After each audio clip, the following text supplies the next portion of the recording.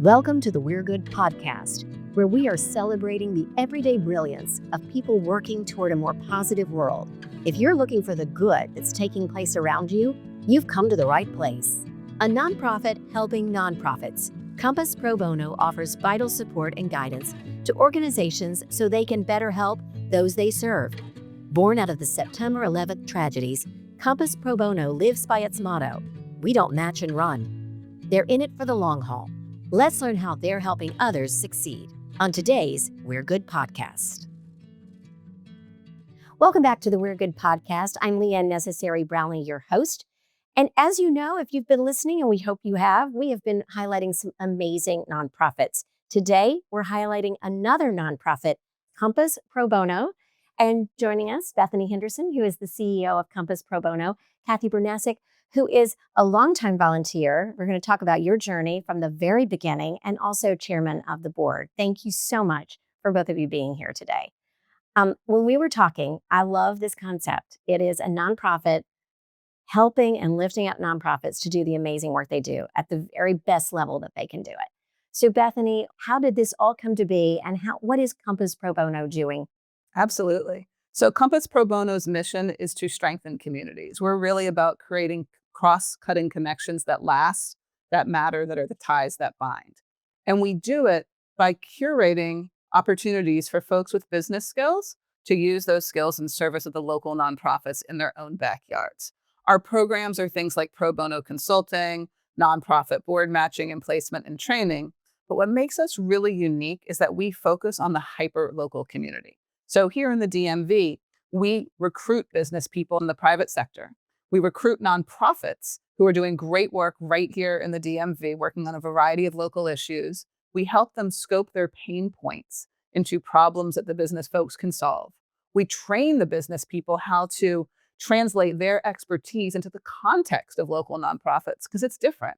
And then we put them together. And that's where the magic happens. It starts with the project, but it ends with lasting connections. That's wonderful. And go back to the word pain points. What do you mean by that? So I've been running nonprofits for the better part of 20 years now. And I come from the private sector myself. I'm a lawyer by training, was at a big firm for a number of years. And nonprofits are businesses too. Nonprofits have all of the business challenges of any other operating organization: personnel, insurance, finance, strategy, supplies, program management. Should we grow here? Should we pull this program? How do we make this strategic decision? The difference with nonprofits is that we are so resource constrained. Most nonprofits have to re-raise their entire budget from scratch every single year, which means they're constantly in that churn and burn. And it's hard to take the time to be strategic because the time you're spending on that is time you're not spending on the direct service of the mission when demand is extraordinary. That's where Compass comes in. We work with nonprofit leaders to say, okay, what are the pain points that are keeping you from being strategic, that are keeping you from moving forward? We help them scope those into a problem that an individual consultant or team of consultants with specific expertise, marketing, fundraising, finance, HR, whatever, can help solve. And then we bring in the experts to solve that problem for free. It just sounds amazing. Some people say, sounds too good to be true, but it isn't because it's going on. And Cathy, you've been there from the beginning. And I think, I know that our audience would love to hear the story that this actually came out of the September 11th tragedies. Yeah, no, that's right. Back after September 11th, there was a group of Harvard Business School alumni that wanted to do something. They wanted to, help the community have an impact. And they came together with this shared goal of supporting the leaders of these organizations that were providing really important services in the community. And there were a couple of things that they realized that they could, if they could find an efficient way to contribute their business skills to those leaders to help them identify these pain points that Bethany talked about, they would lift them up and enable them to do the work that they do even better. And that was what really drove them from the beginning. I had just come out of business school when the organization was getting off the ground, and I had the very good fortune of attending a young alumni event. And one of the founders was there, and she stood up and said, "We're going to get this off the ground. We have 4 nonprofits that we've selected that have come to us with applications for this type of strategic help." And they were looking for about 20 volunteers from the MBA network who would come together and donate their time. And it was about 4 to 5 hours a week, which was very doable. And from that point, I like to say that I'm a little bit of a poster child for Compass, because I was young. My husband and I, we had just moved to DC. We had an idea that we were going to live here. We really didn't have a great appreciation for what it takes to make a community the type of place where people want to come and live and work and raise their children. And when you are exposed to all the organizations that work at providing such important services for so many different populations, many the organizations that you feature on your podcast, in addition to the theaters and the arts organizations that contribute to the life that we're trying to build here.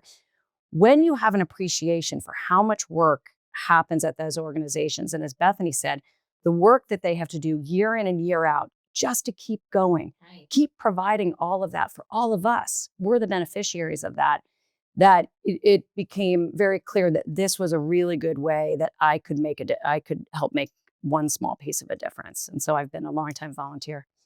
And on the board. And I'm on, yes, and now I serve as the chair of our national board. So you're talking about some of your first nonprofits. And as you said, this podcast has been dedicated to nonprofits, foundations, organizations that are out there doing really tackling the tough stuff and doing good. Some of those have been your clients, you said, right, Bethany? Absolutely. Several of the nonprofits that have been on your podcast have been our clients, not just once, but multiple times over multiple types of projects. And I'll let Cathy talk about the specifics in a minute, but I did want to share, we are not come and leave environment. Compass Pro Bono creates a community experience for everybody involved.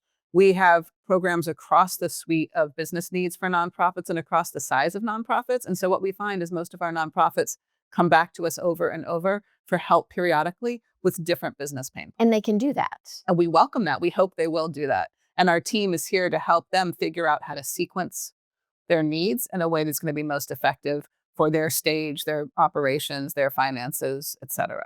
But Cathy, do you want to share a few of the specific stories? Yeah. Horton's Kids, one of your first podcasts. It was her first. Was your first. Was one of our early clients. And they, as Bethany said, they are one of the organizations that has come back to Compass a couple of times. But it's a great example. Back in 2008, Horton's Kids came to us when they were looking to double the size of the organization, thinking about doubling the impact. Very common is these organizations realize we have something really special here. We know that we're making a really great impact on the kids that we serve or whoever the population is that the organization is serving. How can we do more of it? Yeah. And that's a really important pivotal moment for the leader of the organization and the board of trustees that have to come together and say, how would we make that happen? Are we all aligned on what our mission is? Is it mission appropriate for us to expand in that way? How long is it going to take? What type of investment is it going to take? Do we understand enough about what it is that makes us so impactful that we know where we have to invest to keep doing that? Where do we maybe have some risks? Where do we maybe not have enough info on exactly why are some of these kids coming back and staying or being retained in our program? And why are some not? Do we need to understand that better before we can think about doubling the size of the number of kids that we serve? So that's a perfect type of situation where an organization would come to Compass and say, we can figure this out, but it's going to take a lot of time. And that's time away from us being with the kids. That's right. I mean, that's an important component that the nonprofits, they want to be spending their time. So many people start a nonprofit, right, because they have well, they do. They start it because they have a passion. So you come alongside them to help them pursue the passion and maybe not some of the nitty gritty. Am I saying that right? I think you're saying that very well. I also teach social entrepreneurship at the University of Maryland. And one of the things I talk with my students about is that you always start a nonprofit because you have a passion, right? There is social impact. You're driven to it. You're compelled to it. You see a way you can make a difference in the world. And when you're the executive director or CEO of a nonprofit, you spend 80% of your time doing the mundane work of running a business.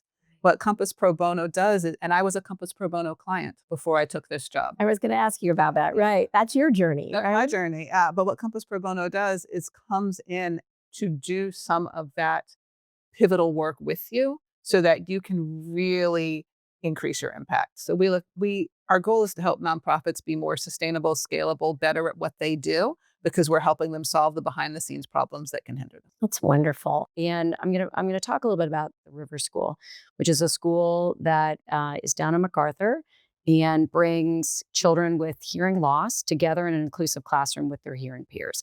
And it's a very language rich, very successful school. They came to Compass because they were trying to build a new strategic plan. And when an organization has to build a new strategic plan, it only works if the leader and their volunteer board of trustees is aligned with a shared vision for where the organization is trying to go in the next couple of years. And so we came in, and our task was to help facilitate that strategic planning process. And for that particular school, it was, should we go build a bunch more river schools in different geographic areas, or should we just focus on expanding here? And as you can imagine, this is the first time for many that they could air this thought that I'm here because I want to expand. Well, I'm here because I just want to make this be the best school ever. And you need help facilitating that ultimate decision about where we're going to go. So from that project, I grew very interested in education, which I didn't realize has now become a passion. I serve on several other independent school boards, and that is all a result of that first piece of work that I did.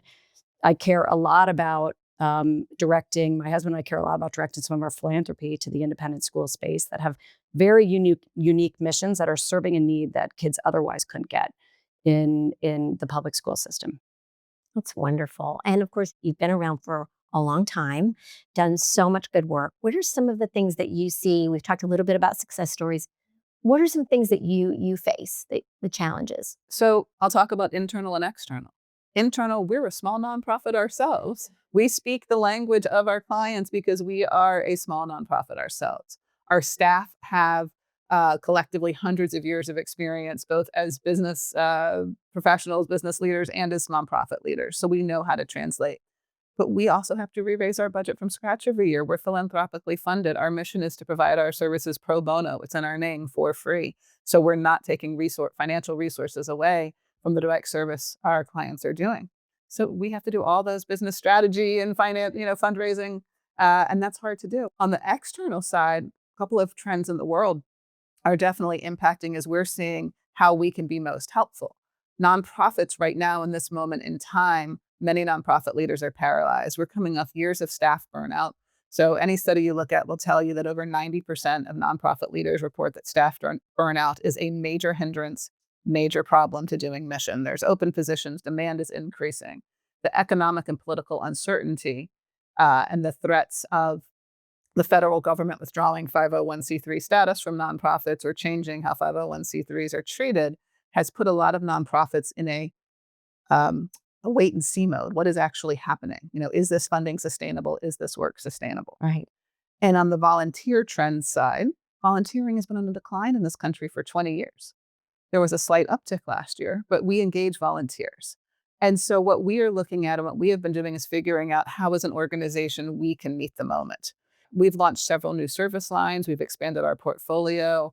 And with the changing tech, we're also building a capacity around AI to be able to help nonprofits leverage that technology.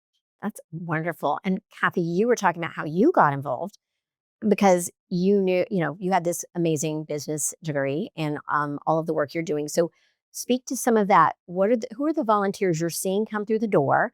And if people are listening, what are some of the skill sets that people might be like? I know when we were talking earlier, you might not be able to go and, build a home, but what can you do? Yeah, no, it's a great question. And when I first started, the way that it was expressed to our team was, we love it when volunteers come and they help us paint. That's great. That helps us over the weekend and saves us some money and saves us some time. But what's really great is having a group of Compass volunteers come in and help us figure out how to run the school better. And so what we tap into are young professionals up to longtime retirees. And we have a range on our teams. There's a lot of great diversity in terms of skills, in terms of age, in terms of work experiences. And so they come to us from large corporations. We have good relationships with the big corporations that are in the DC area. We recruit volunteers from our MBA alumni networks from law firms. There are a lot of attorneys who love to do the business work and don't get to do that on the day to day, and they want to also have an impact. So we have many different channels. And so people who are in between jobs, Compass is frequently a stopping point where they say, I'm taking a little breather in between jobs and I want to stay fresh. I want to keep my skills fresh. And I want to do something that's going to make a difference in my community. So that is really at the core. It's at the helping people understand that if they have that urge, that they want to do something that gives back, at the same time that they know that they have these skills that they could put to use. Yes, they could go paint the school walls, but maybe they could do something even more if someone could help them understand how they could contribute those skills to a broader movement. We make those matches happen. So we have, Bethany, you can talk about it. We have every month, we have information sessions.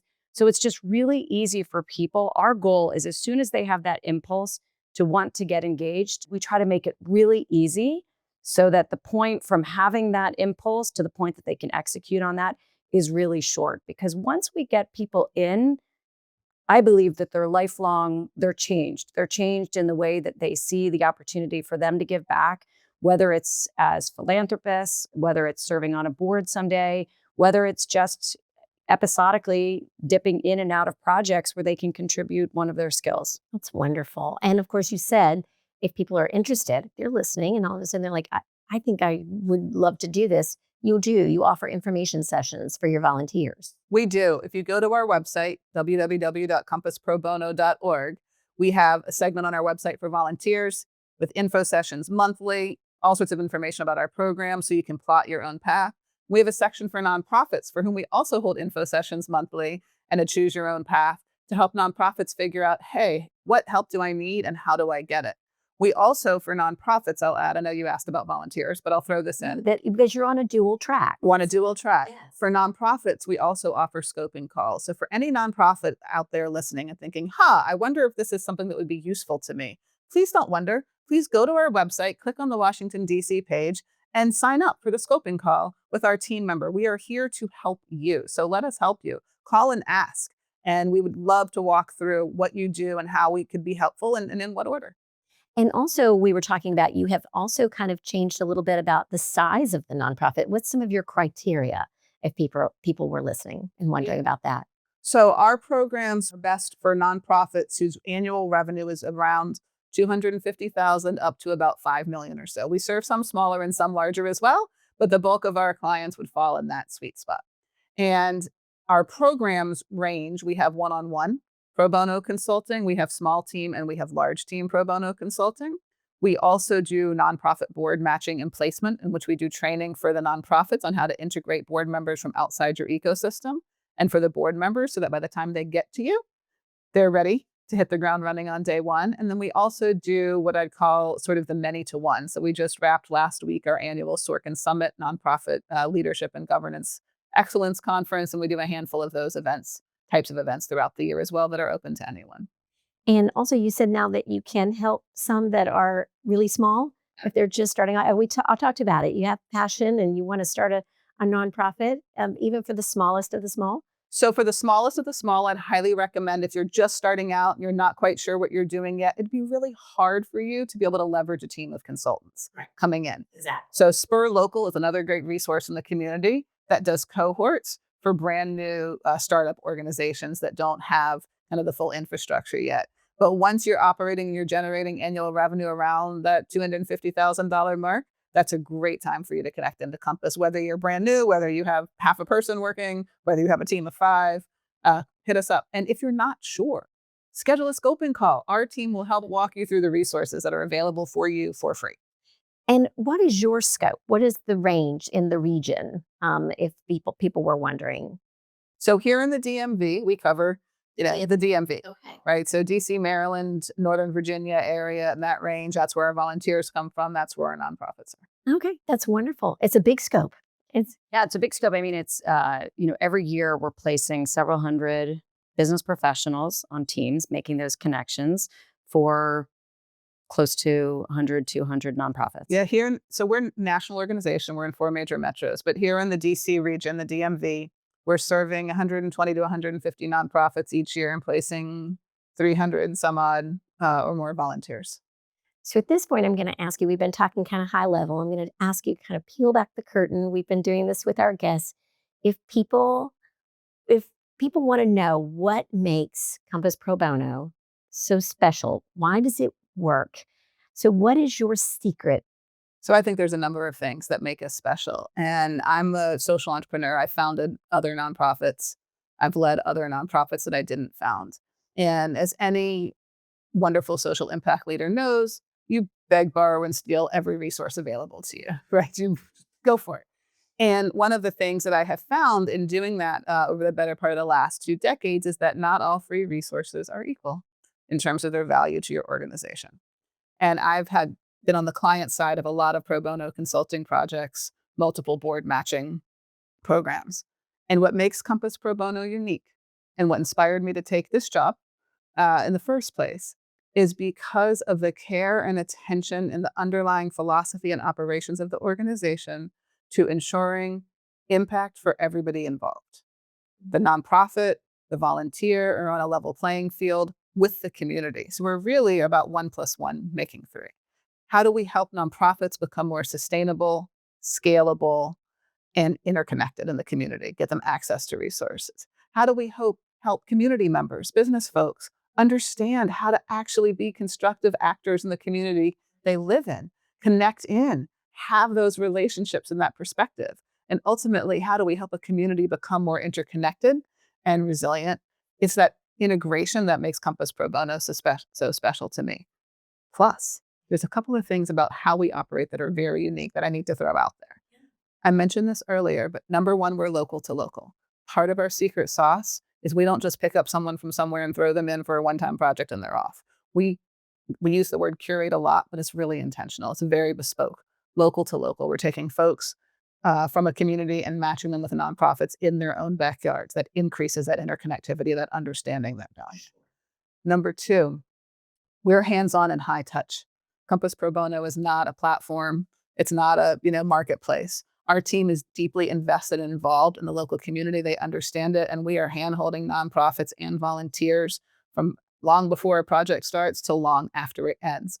That white glove service level is part of what helps make the projects so impactful. And number three, our lane is business strategy. So we're really clear what we are and what we aren't. We are here to help you, nonprofits, really understand and become more strategic business operations. And all aspects of that, we're issue area agnostic in terms of the nonprofits that we serve. We work with nonprofits across a wide range of issue areas, but our specialty is business strategy. And over the last 25 years, we've built a huge catalog of infrastructure to support that. That's wonderful. And of course, Cathy, you've been from the very beginning. So what do you think the secret is to the success? Yeah, I think to pick up on what Bethany just described, early on in Compass's history, we recognized that this model only works if it's a good experience for everyone involved, because we depend on volunteers coming back. We depend on all of those volunteers, those 300 plus volunteers this year. If they each have a good experience, they're going to come back and they're going to go tell 5 more people about how to do this. The snowball effect, the opportunity is so real. And when you've been in a community for 25 years and you just think about that snowball effect and the impact that it can have on a tight community is really, really important. Just the quality of lives, what makes people feel fulfilled. So understanding from a very early stage that each person in this connection needed to have a good experience has made us, and we just continue to get better at this, made us very diligent about studying our impact and studying what makes a project go well, what makes a volunteer experience be one that's good, that's going to attract someone to come back, and making sure that we're always getting better. So we have really invested in our data infrastructure, and it's enabled us, I think, to help nonprofits do that even better because we've done it ourselves, really investing in a data infrastructure so that we can always be studying how to be better. And just one more piece, not only being better in the projects that we are supporting in the relationships, the connections that we're supporting this year, but making sure that we're nimble enough to change as the environment changes.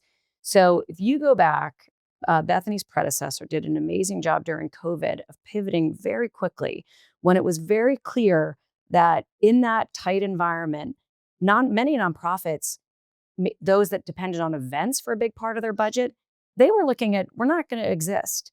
And so they couldn't handle a 4-month or an 8-month strategic project. They were looking at just how do we survive in the next couple of months because we can't hold an event that was half of our budget. Right. And so should we lay people off? So Compass pivoted very efficiently to start a new service line called On Demand, where it would just be more one-to-one relationships, more tighter scoped projects and key questions that we could do much, much faster.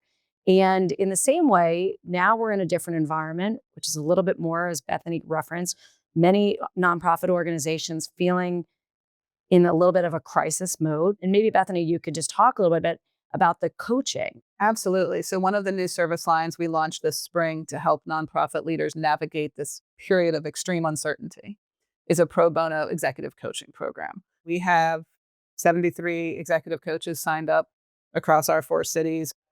We've matched over 30 nonprofits already, and so we have more capacity. I would love for more nonprofits to apply so we can help them. And during our Sorkin Summit last week, one of our executive director clients from Philadelphia was down here, and he pulled me aside and said to me, and it was amazing because he was so emotional. It was so meaningful to him. He said, I just need you to know I have another Compass project going on right now, a team project. It's awesome, super useful. Thank you, very helpful. But the coach that you assigned me to, not me, our team, but the coach that Compass Pro Bono assigned me 4 weeks ago, has been the absolute best experience I've ever had. This person is helping me navigate this time. They are the resource I didn't know that I needed, and it's helping me get through this incredibly difficult time. And I was just so touched by that. That's why we do what we do, right? We're here to help these incredible people every day who spend their lives doing the work that makes our communities thrive, to give them that support and that infrastructure. And it's wonderful. And it's a wonderful way to end because it is all about you helping others who are helping others. It's an amazing ripple effect. So thank you for what you're doing. And as you said, go to the website. Go to the website, compassprobono.org, and thank you. Thank you so much. We appreciate both of you being here today. And we, of course, will have compassprobono.org on our website, which is we'regood.net. And we hope that you will, of course, take advantage of this, take a look, and be sure to join us for more episodes. Follow us as we continue to talk about some of these amazing nonprofits that are doing such great work in the world. As we say, we're good and you're good, and we can all make a difference.